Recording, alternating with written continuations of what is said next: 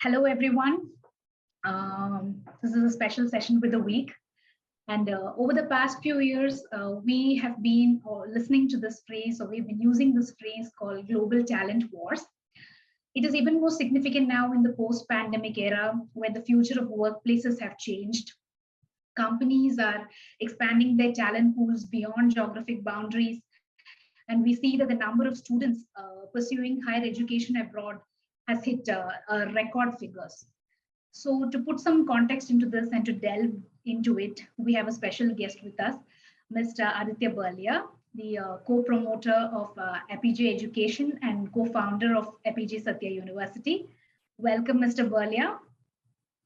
Great to be here, and I am so glad we can have this discussion on this extremely important topic. Sure. So I think we shall just dive straight into my question first. I think you're the best person to set context into this. So can you just tell us or our viewers, what do you mean by global talent wars? What are we discussing here? And in today's ultra competitive market, how has the nature of work changed around the world? Thank you for that. So if you look at how human societies, nation states, and particularly companies and organizations in the last 200 to 300 years have evolved. We went from the first industrial revolution, which was a very capital intensive and very labor intensive revolution, to over time going through the advent of electricity, the information age, and now we are sort of here at a point in 2023 where a few interesting things have changed. First, the number of people it takes to run a large company. Even 20 years ago, you would say, hey, this is $1 billion company, or this is a large company. You would expect 50,000, 100,000 people to be working. Now, often, many of these companies have 10, 20, 50, 100 people there. And so what's started to happen is, as productivity tools have gone up, the number of people required to really contribute and push has gone down. Now, if you look at historically, we had the 730 principle that 30% of people gave 70% of an output in a company. It then became the Pareto principle with 80-20.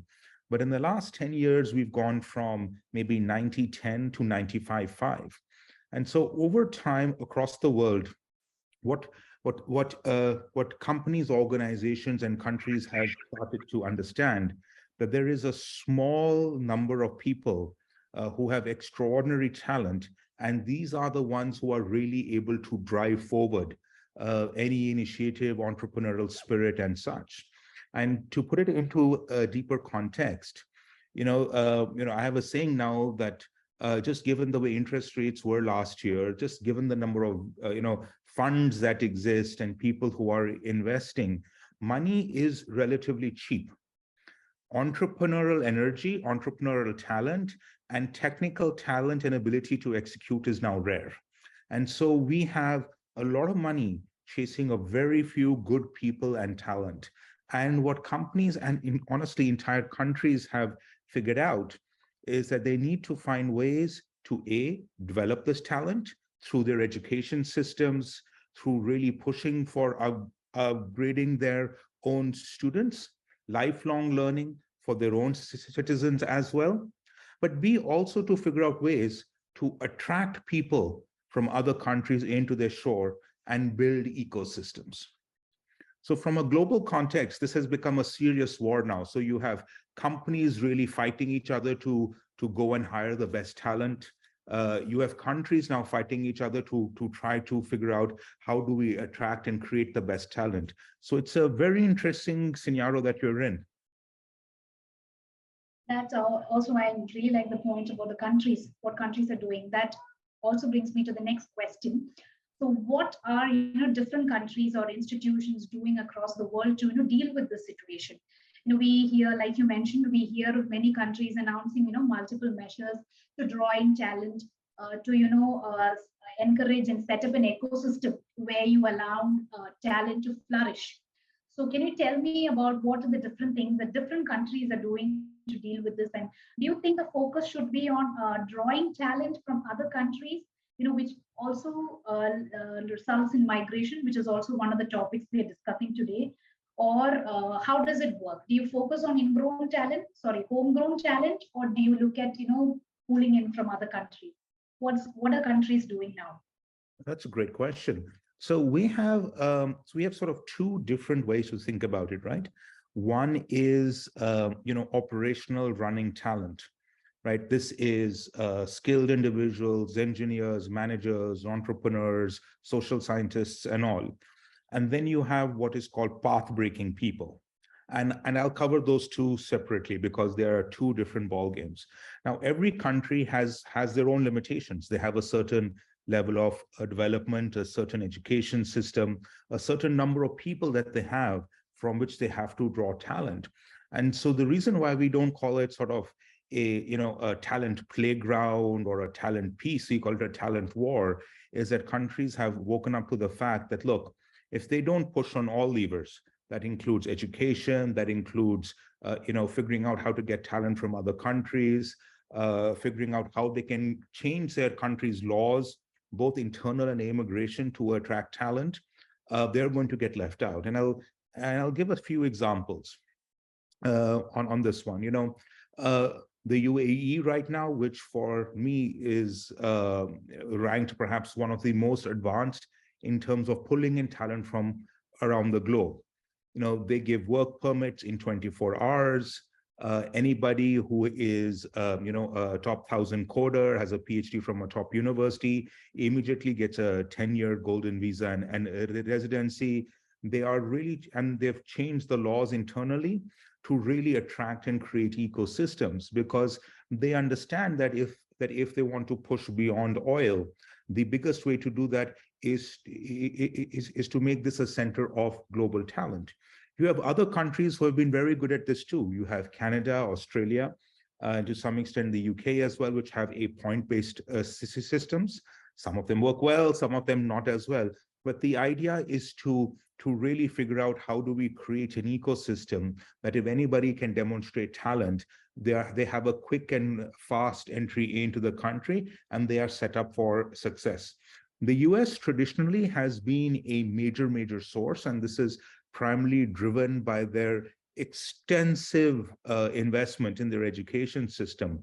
The entire higher education central budget of India is equal to the annual budget of Harvard University, dollar for dollar. It's a huge difference. And a lot of that, and Harvard University is a private university. It's not a public university. Now, same goes for Stanford, same goes for MIT. But the government pours in federal grants, it pours in support that really allows these institutions to grow beyond bureaucracies and create exceptional talent. This attracts the best talent from the world. And although the US is still struggling with this, but historically they have been able to keep and maintain those talents onshore.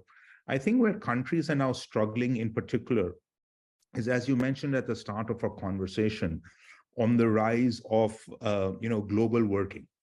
And you've had countries which have specialized in creating great ecosystems and great environments that talent really wants to migrate to. But then if you have talent willing to work from anywhere else, companies who are in this war on the front lines are finding people wherever they can, whether it's Africa, India, Middle East, anywhere where they can find talent, even if they can't migrate them to their ecosystems. But what's going to happen is that this, in my opinion, is just going to make things more difficult for countries, as they really now have to up the ante. It's not so much as allowing you in. It's now, how do we welcome you in? How do we proactively get you in? And that brings me to the second point of this, which is what I call, the rare and exceptional talents. If you look at any game-changing frontier science, technology, research, whether you call it nanotechnology or very high-end biotechnology, or you look at AI, machine learning, all of this, most fields only have maybe 400, 500 practitioners who are really considered state of the art, who are really driving frontiers forward, and everybody's learning from them or figuring out things after they have either published or created the stuff. Uh, Similarly, in some niche fields, often it's only 20 people or 30 people, especially as the field is just started. In a lot of places in material science and engineering, for example, there may be only 20, 30 experts in the entire world who really understand this. And countries have now figured out, and full credit to both Singapore and China for doing this, that sort of to look inwards. India, for example, we've had a history of having national biotech mission, national nanotechnology mission, and we spent thousands and crores on this. But one of the errors that happened is that at that time we didn't have a talent base in India who really had that knowledge of nanotechnology or biotechnology to push. Now we do, but this I'm talking about 10, 15 years later. What Singapore and China did and other countries are doing, they are very focused at the government level to say, hey, these are the 5 sectors which we really want to push. How can we get the top people in the world, whether they're Indian or not Indian, whether they are our country people or not, it doesn't matter. We will make a list of these people and we'll figure out, proactively call them and say, hey, we want you here. We will give you funding equivalent to what you have. We will give you freedom, and we will assign you 20, 30 of our best PhD students to work in your labs and learn from you. And I've seen how China and Singapore, doing this very proactively, have sort of transformed several parts of their economy by now having real talent. And so when we look at talent wars, it's not just a company to company issue, but entire countries have to now see that how do we make ourselves very attractive to the talent that we want and need. And by the way, caveat on this, not every country needs the same type of talent. And so each country needs to sort of figure out where they are really strong and how to keep those people, where they are struggling and how to support and maintain, including investing in education, including seeing how they can attract foreign talent, and where they really don't have anything, and how can they create ecosystems around that by actively pulling people in. Yes, I understand that, looking at what needs you have. So that brings us back to the country's level, and I'm interested in the statistics you gave about the budgets allocated to higher education. So let us just look a little towards home. So I was wondering, what about these foreign universities? They've started, quite a few of them have started setting up their campuses in India, willing to come to India now. But we also know that all of the students who are aspiring to study abroad, the Indian students, it's not just about an international degree for them. For most of them, it's about finding exciting job opportunities and eventually just possibly settling down in those countries. So do you think a foreign university setting its base here in India, bringing a campus here in India, actually serves the purpose, or will actually serve the purpose going forward? So I think the new foreign universities bill is head and shoulders above the old one. I had taken that bill, I'd met even some of the Ivy League colleges, gone to the presidents, talked to them, and they basically said, not going to happen. I think the new bill is much more realistic. I think it does sort of incentivize and capture, but it's only for a certain class of universities. I think the fundamental problem, what we forget, is that all the top universities in the world burn through money. And when I burn through money, they really burn through money. They actually never make a profit. They never make any surpluses. There is no such thing. And if you're burning through money, that means you need a large amount of money coming either from your alumni, donors, the government. And that's why the top research universities in the world have massive funding, massive funding. I think the foreign universities in India will do a good job as training institutes. And I think maybe pick up some edge research because they are in India and they do have access to talent. But it all falls down to a funding gap. If you ask one of the top foreign universities that, hey, would you like to fund a massive research campus in India? The question is, well, of course we'd love to, but who's going to pay for it? Because the American government won't. Their alumni donors have usually earmarked funds for certain projects and all won't. And so they often ask, will the alumni in India pay? And they're not asking for 50 crore, 100 crores. These are 2,000, 3,000, 4,000 crore grants because that's the budgets with which they operate. Now, if those grants were available to Indian universities and Indian private universities, they could pretty much have alliances and catch up with them. So there's this problem that you have is that it's a great bill, but I don't think any top research universities will really come in. I think, and there are some very good foreign universities who have said that they want to set up a campus in India, but they are primarily driven by, in fact, quite frankly, having a pool of students come into the university and then take them back to their foreign campuses, or some of them are for profit and they want to just make sure that they have another revenue stream because to access those Indian students who can't afford because they have a brand abroad. I'm hoping that I'm proven wrong and we see at least 5 or 10 serious universities actually come in with a campus. But I'm thinking more right now, as almost all the major universities have had for the last 5 to 10 years, it's still very hyper-focused research centers, with a few people. And honestly, for them, that's good enough. But if India needs to really win in the talent wars, it has to fund, it has to push homegrown, and it can't, and which I love the NEP, it doesn't differentiate between public and private universities. The goal is who can access talent, who can bring in talent, and then let's fund those people and individual talent, just like Singapore does, just like China does, just like the US does. That should be the norm. That is true, because just like we discussed about what India needs to do and where you should focus. So since you've been someone who takes keen interest in tech and innovation, and so I wanted to ask you, it's been a difficult period for the tech industry, but I think it's also a promising era that's coming up. Even in India, as we step into the 5G era, or where the AI takes more prominence and plays a larger role. So, as someone who's keenly observant about these themes and who invests in these tech and innovative ideas, how do you look at India's tech talent, demand supply gap, like you mentioned about what kind of university should come and what should be the focus for India?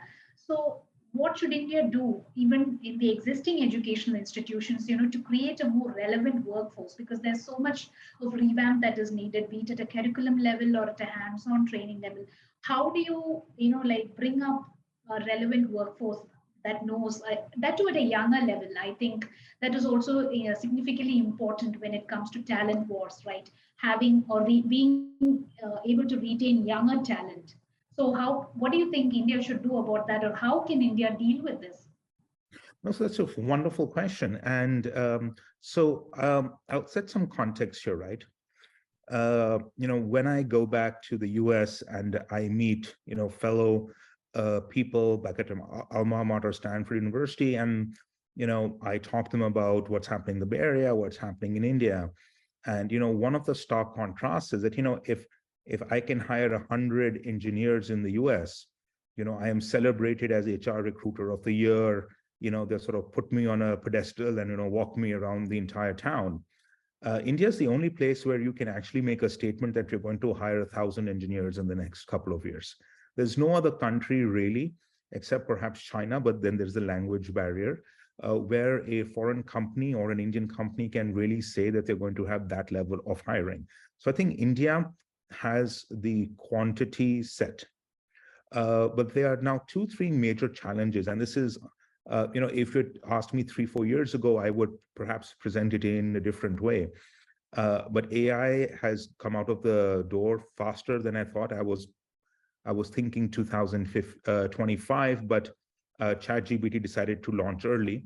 I have NDAs with some of these, so I can't walk into which ones and how. But pretty much some of the challenges that we're going to face. One, a lot of tech workers in India are still very much at the lower end coding level, right? And with the advent of AI and a lot of the tech, I think the biggest challenge India is going to face is that we are going to, just as we were about to hit that nice bump of skilling, those skills are gone. Entry-level content writers, web designers, even unfortunately, journalists to a large extent, learning. All of these have now been proven that can be replaced to some extent by AI. And when I mean by some extent, what they're going to do is they're going to allow talented superstars like you to become super more productive. And so normally to really have one or two great talented people, you need a huge team around them. You have a very talented person in tech. They'll need a whole bunch of coders and architects and content designers and all of that. And so what's going to happen is that talent war, when I was talking about the 95-5, this is what's pushing it, is where uniquely talented individuals with an entrepreneurial spirit and ability to really do more no longer need those levels of team support they needed to actually produce. And that's going to create, I think, an unfortunate amount of economic discrepancy when you're going to have these 5% who are really going to become very, very valuable. And you're going to have a 95% who are then going to have to a little bit struggle to figure out how do we enter. But now here's the wonderful part. That 5%, 95% is not static.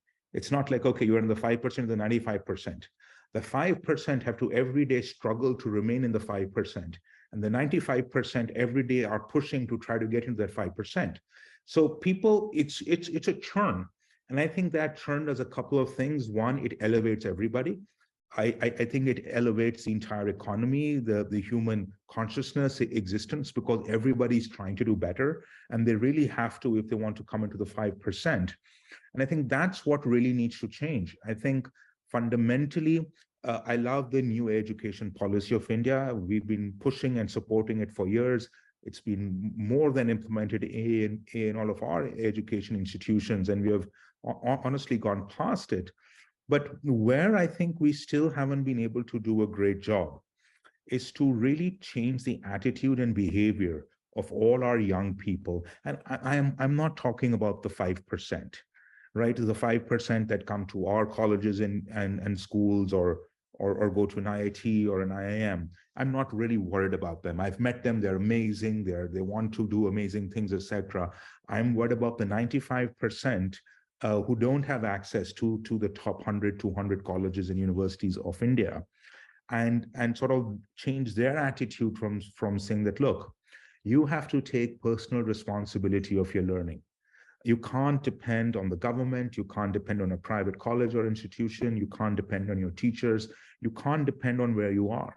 And today there are enough resources available online for free that can really help supercharge.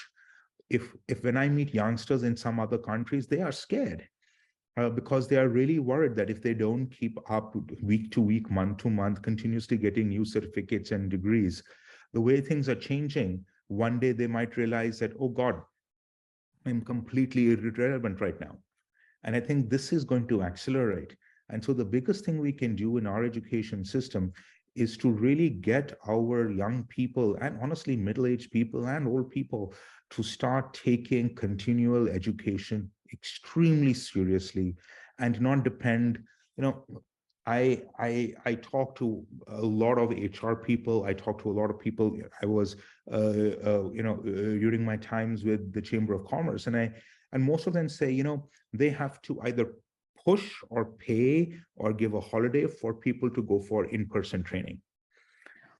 And it's a big thing. And in most corporate environments, only 15% of people take up the learning resources provided by their company.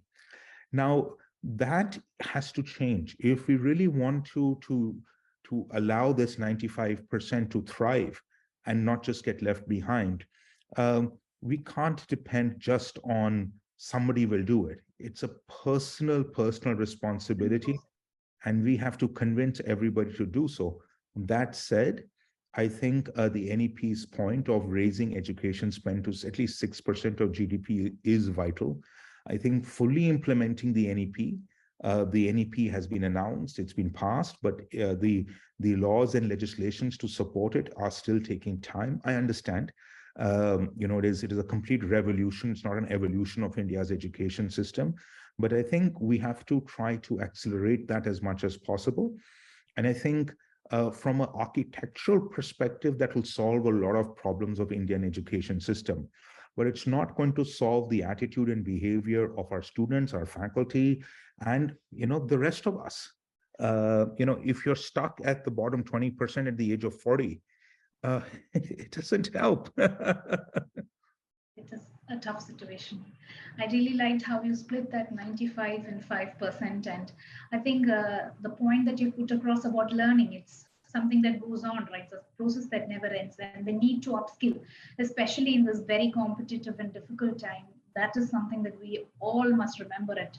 I think whatever phases of our careers we are in, and whatever sectors we work in, that is something that I think one of the major takeaways from this conversation, I think. So is that something that you will tell everybody, I mean, be the students in your education institutes or the industries that you work with? Is that something that you tell everyone, they need to keep upskilling?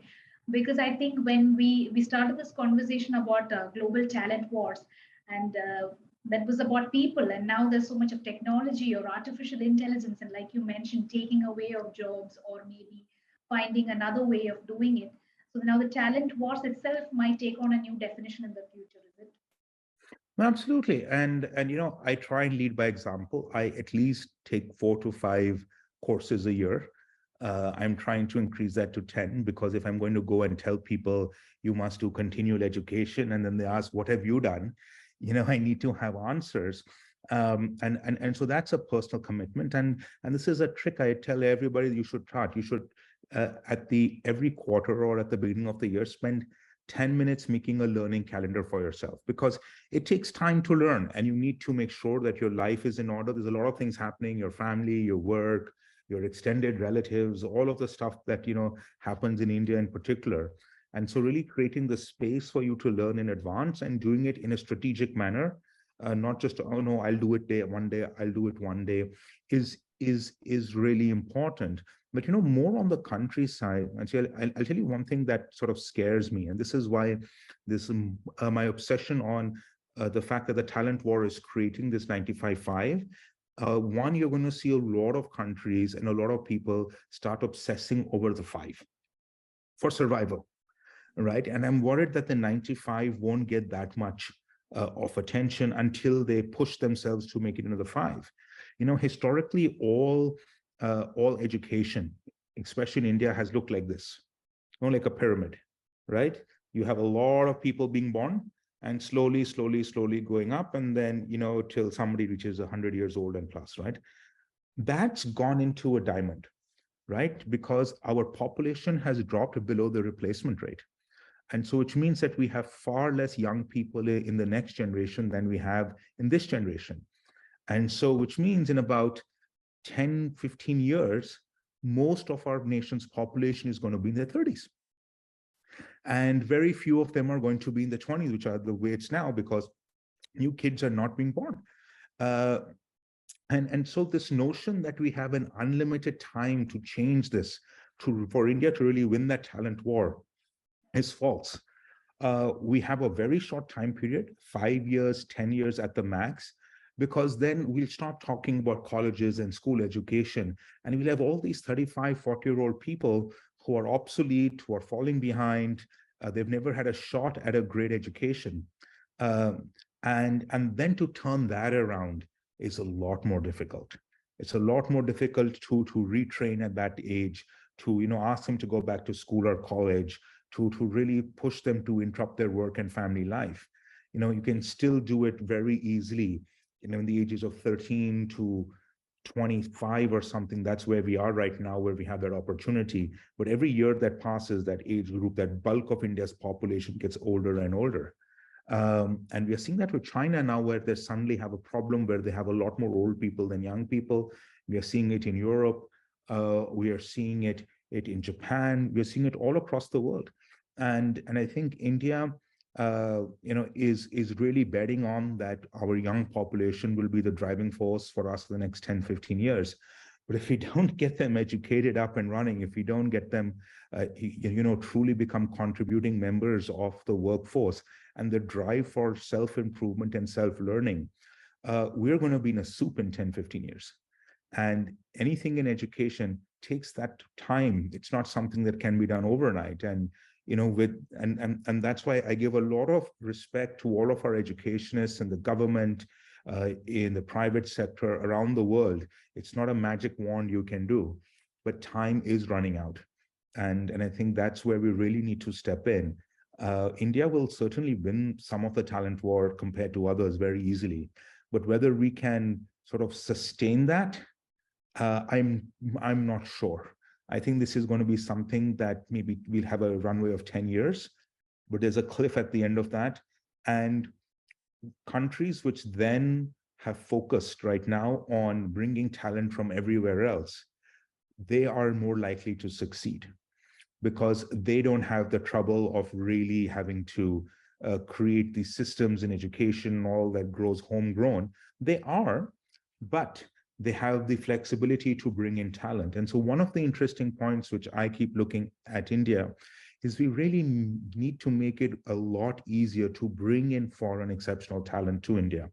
Right now, we have a long series of bureaucratic hurdles, minimum salaries, visas, all this stuff that still, prevents us from hiring and bringing in and inviting and paying for by government grants, even an incredible slew of foreign talent, which can make up for some of our skill gaps and honestly help train the people in India who can then take it up. And India needs long-term to have a dual strategy, pushing up our homegrown people, but also bringing in a lot of external top talent so that our internal talent can get optimized as well. And the economy and the country doesn't face eminent skill and gap shortages because that will leave us behind. Very true. I mean, this has been a very insightful conversation and so many takeaways for me too, especially, the learning process that you highlighted, building the temperament at a very early age and that, that time's racing ahead of us and India needs to catch up. And someone's in the professional field, I think that is a major lesson and a takeaway from this interview. This has been a very insightful conversation and thank you so much for your time and thank you for joining the week for this special session with us. Is there anything else that you'd like to add? No, just a thank you very much, and thank you very much to our wonderful viewers for coming in. And I hope if there's one key takeaway you take from this conversation, and I'm going to be a broken record on it, is all our viewers, please, in the next 3 months, pick one thing. It doesn't have to be tech, doesn't have to be skill. It can just be a passion or something that you love. Pick one thing extra that you want to learn. Honestly, for me, the biggest thing is all of us pushing a habit of learning. And once we get the habit of learning, even on the things that give us joy, we can then take that habit and take that ability and push it towards things that will keep us employed, relevant, and at the cutting edge. Sure. Thank you. Thank you so much once again, Mr. Berlia. Thank you for joining us.